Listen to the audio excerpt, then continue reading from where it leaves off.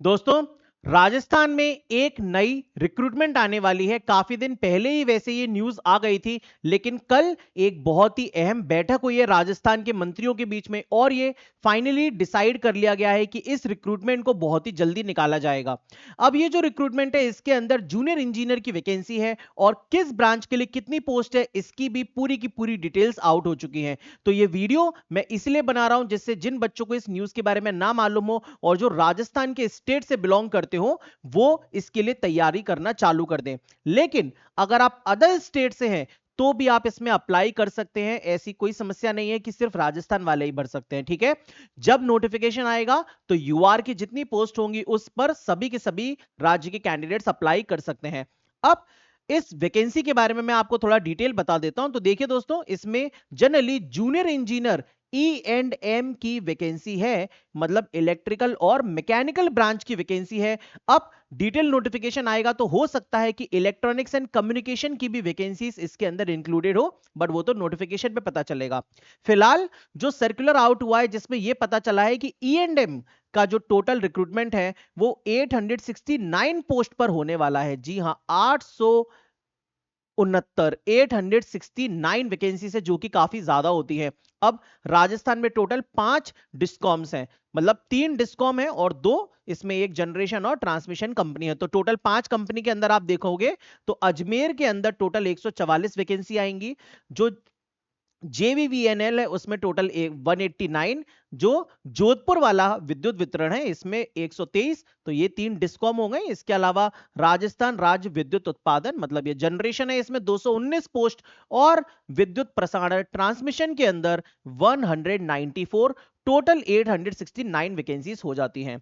अब इसका एग्जामिनेशन कब होगा, तो ये भी ऑलरेडी आउट हो चुका है कि इसका एग्जाम एक्सपेक्टेड है अक्टूबर के महीने में। ये देखिए यहाँ पे ऊर्जा विभाग के जो विभिन्न पद हैं, इसमें अक्टूबर के महीने में एग्जाम होने की आशंका है। तो आप अगले महीने या इसी महीने इसका नोटिफिकेशन एक्सपेक्ट कर सकते हैं।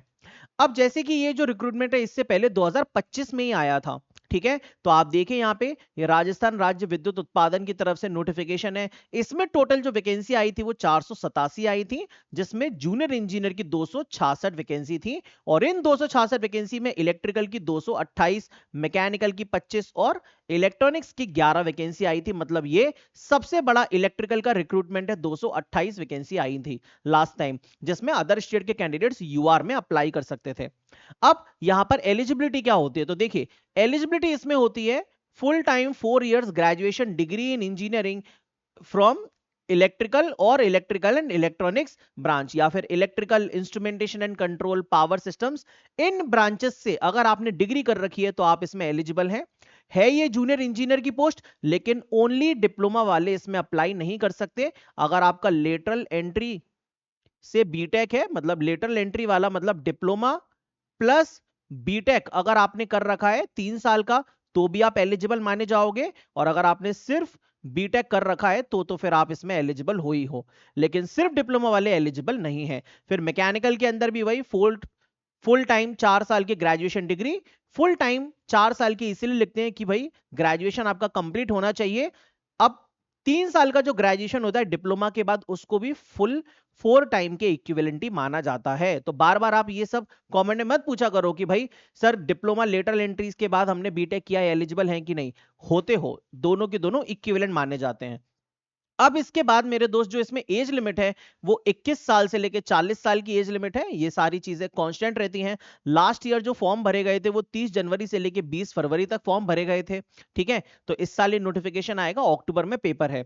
जो एग्जामिनेशन का पैटर्न है वो आपके सामने है। इसके अंदर क्या पूछा जाता है, तो टोटल 200 मार्क्स का पेपर होता है, लेकिन जो क्वेश्चंस आते हैं वो 140 आते हैं। इन 140 में से 60 क्वेश्चंस तो आपके टेक्निकल के होंगे और बाकी के 80 क्वेश्चंस नॉन टेक के होते हैं, जिसमें इस तरीके से डिवीजन किया है। तो देखिए, रीजनिंग के टोटल क्वेश्चंस हैं 8, जीके के जिसमें राजस्थान रिलेटेड जीके 44 नंबर की पूछी जाती है और इंडिया लेवल की 12 नंबर की पूछी जाती है, तो 56 नंबर इसके हो गए। फिर 8 नंबर का हिंदी और 8 नंबर का इंग्लिश, ऐसे करके ये 80 मार्क्स हो गए, मतलब 80 क्वेश्चंस हो गए और 60 क्वेश्चंस हो गए दोस्तों टेक्निकल के।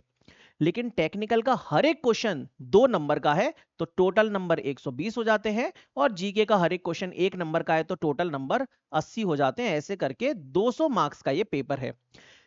टाइमिंग की बात करेंगे तो यहाँ पे सेक्शनल टाइमिंग है दोस्तों। जी हाँ, टेक्निकल के लिए आपको 1 घंटा मिलेगा और नॉन टेक्निकल के लिए भी आपको एग्जाम में 1 घंटा ही मिलेगा। और ये पेपर आईबीपीएस करवाता है तो इसका प्रीवियस ईयर पेपर भी अवेलेबल नहीं है। इसके अलावा दोस्तों इसमें नेगेटिव मार्किंग भी है। तो यहां पर देखिए 1/4 का 1/4 ऑफ द मार्क्स असाइंड यहां पर नेगेटिव मार्किंग बताया गया है। अब लेकिन ये जो एग्जामिनेशन है ये कोई नॉर्मल डिप्लोमा लेवल पर नहीं होता है, ये काफी अच्छे क्वेश्चंस पूछता है क्योंकि इसमें signal control, digital, power electronics, बाकी पूरा का पूरा कोर सब कुछ पूछता है क्योंकि डिग्री बेसिस पे है ना, तो इसीलिए हर एक सब्जेक्ट इसके अंदर पूछता है। इसके अलावा एक और पेपर राजस्थान कराती है, दैट इज RSM SSB। तो उसका प्रीवियस ईयर पेपर मेरे पास अवेलेबल है, वो मैंने एप्लीकेशन पे अपलोड किया है। तो अगर आप प्रीवियस ईयर पेपर देखना चाहते हो तो RSM SSB वाले राजस्थान वाले आप देख सकते हो, वहां से आपको एग्जाम के लेवल का आइडिया मिल जाएगा। ठीक है दोस्तों, तो इस रिक्रूटमेंट के लिए आप अभी से तैयारी करना स्टार्ट कर दीजिए, काफी अच्छा रिक्रूटमेंट है। इसके अलावा और भी बहुत सारे रिक्रूटमेंट ऑलरेडी 2026 में आ रखे हैं, तो आप बाकी एग्जाम्स की तैयारी कर रहे हैं तो साथ साथ में इसकी भी आपकी हो ही जाएगी। ठीक है, इस वीडियो को फटाफट से लाइक कर दीजिए, चैनल को सब्सक्राइब कर लीजिए और ऐसी ही रेगुलर अपडेट्स आप लोगों को मैं प्रोवाइड करता रहूंगा।